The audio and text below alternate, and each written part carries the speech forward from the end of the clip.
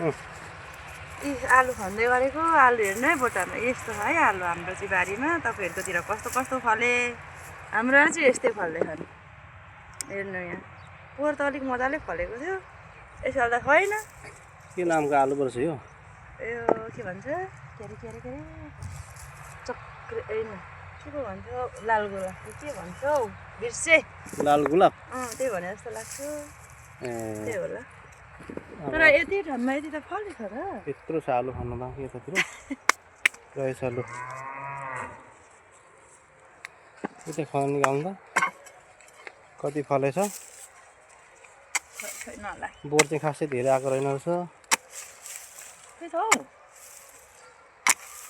यो जस्तो रोप्दा साह्रो थियो खन्दा त्यस्तै साह्रो रहेछ यसपालि त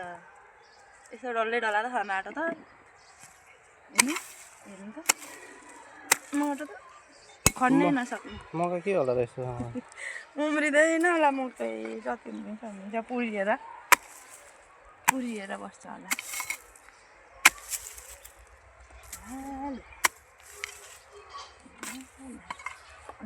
यत्रो दाना फल्नु नि त ती 4-5 दाना फलेको नि तर उयो माथि हेर्दा फलेको नि त त्यहाँको अघि रोपेको भन्दा त फलेकै हो फलेको नि यहाँ अलिक ढिलो समय भएर होला नि यो चाहिँ यो बेलामा चाहिँ ठ्याक्क त्यहाँ पनि रोप्नु पर्ने रह अलिक छिटो रोपेछ क्या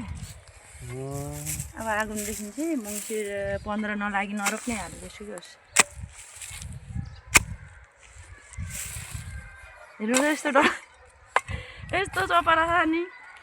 बिचरा आलु बिचरा